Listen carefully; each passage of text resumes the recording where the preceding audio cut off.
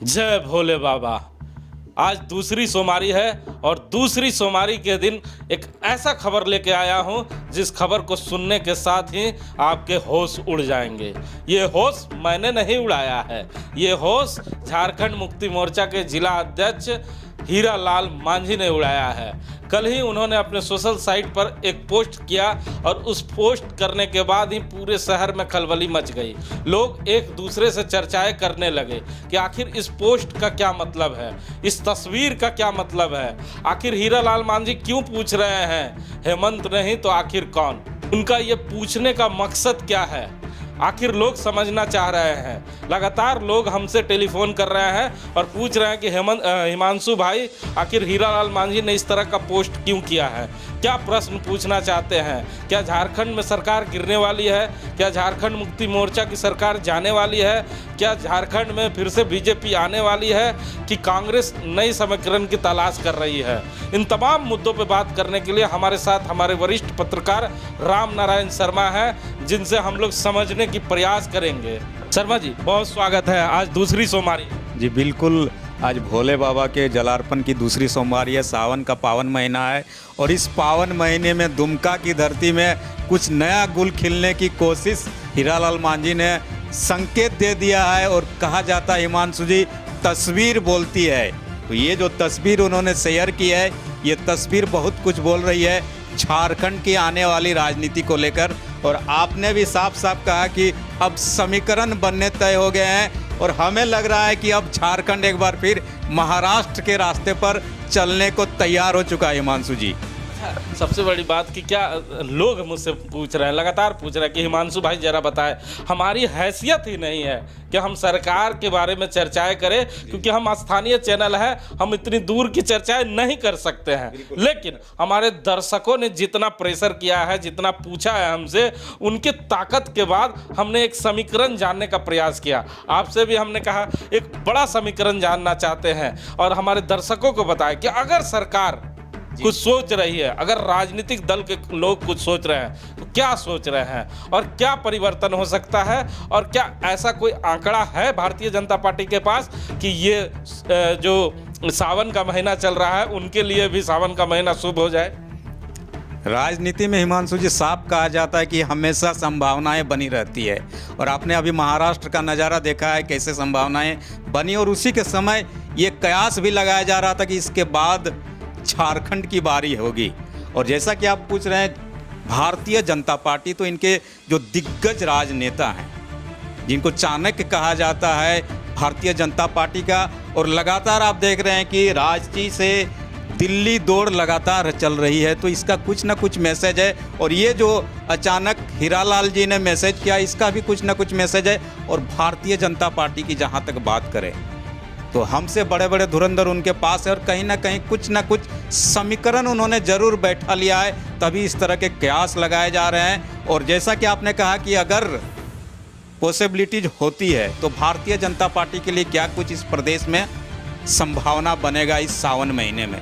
तो अगर हम पहली संभावना की बात करें हिमांशु जी, कि अगर भारतीय जनता पार्टी, जिसकी संख्या अभी 26 है, 26 विधायक उनके पास बाबूलाल को लेकर, उनके साथ आजसू के 2 विधायक हैं, यानी 28 विधायक हो गए। और अगर ऐसी संभावना बनती है राज्य में कि जो झारखंड मुक्ति मोर्चा है वह वर्तमान सरकार की परिस्थिति को छोड़कर भारतीय जनता पार्टी का समर्थन करती है, तो इनके 30 विधायक है, यानी टोटल अगर आप मिला लीजिए तो 58 विधायक इन तीनों दलों के मिलने से हो जाएगा। यानी जो झारखंड में बहुमत का आंकड़ा है 41।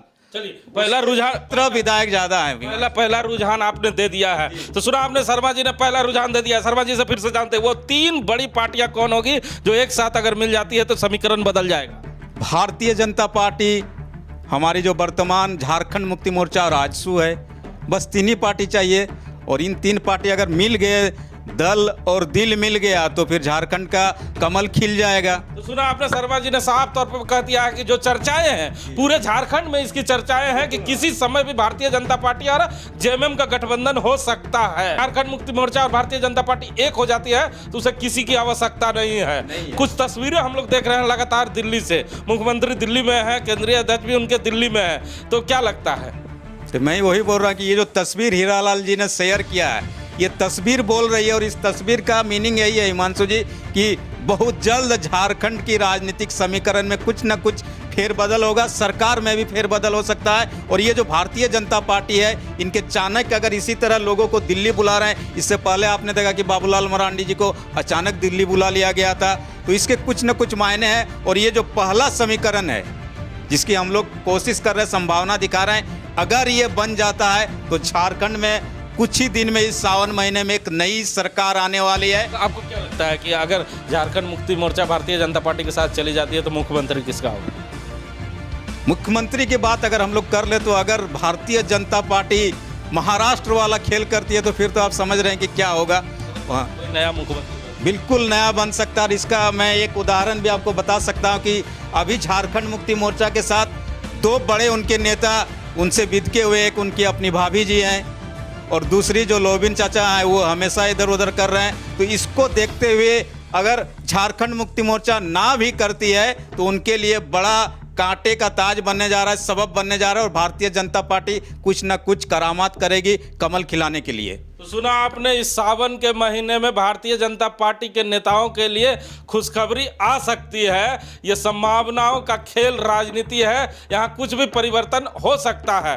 लेकिन ये पहली संभावना आपको राम नारायण शर्मा जी ने बताया। हम जरूर शर्मा जी से जानना चाहेंगे कि दूसरी संभावना क्या है, क्योंकि झारखंड मुक्ति मोर्चा एक बहुत बड़ा परिवार है और भारतीय जनता पार्टी भी एक बड़ा परिवार है। ये दोनों परिवार एक हो जाए ऐसा मुमकिन नहीं दिखता, क्योंकि कई सीटों पर उनको उलझने हो जाएगी।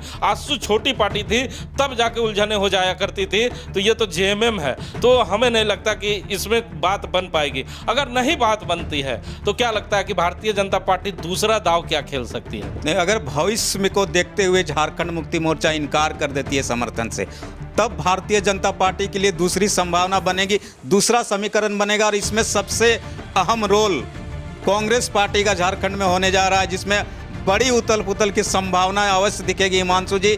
और अभी वर्तमान में कांग्रेस पार्टी के 18 विधायक हैं, जो प्रदीप यादव जी और उसके साथ जो हमारे गए थे बंधु तिर्की जी, अब उनकी बेटी विधायक है।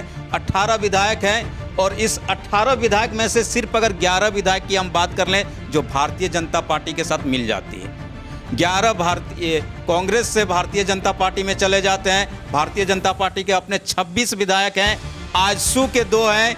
उसके अलावा मैं कुछ निर्दलीय की बात कर लेता हूं, कमलेश सिंह जी हैं और आपका सरयू राय जी हैं, विनोद सिंह जी हैं। इन सभी को अगर हम लोग मिला लेते हैं, जो झारखंड में जैसी की बात करते हैं, तो इन सभी को मिला लेने पर 42 विधायक हो जाते हैं। यानी जो बहुमत है उससे 1 सीट ज़्यादा, 1 विधायक ज़्यादा। यानी अगर किसी भी कारणवश झारखंड मुक्ति मोर्चा भारतीय जनता पार्टी के साथ आने से इनकार कर देती है, तब भी अगर कोशिश करेगी भारतीय जनता पार्टी, तो कांग्रेस के साथ कांग्रेस के विधायकों को तोड़कर एक सरकार बनाया जा सकता है। ये पूरी संभावना है, और ये संभावना बड़ा ही माकूल बनने जा रहा है हिमांशु जी आने वाले समय में। बड़ी खबर देखिए, शर्मा जी ने बड़ी खबर की ओर इशारा कर दिया है कि कांग्रेस के 11 विधायक अगर टूट जाते हैं और भारतीय जनता पार्टी के साथ मिल जाते हैं, और कुछ निर्दलियों के भरोसे जेएमएम को अगर छोड़ भी देगी भारतीय जनता पार्टी, तो भारतीय जनता पार्टी झारखंड में नया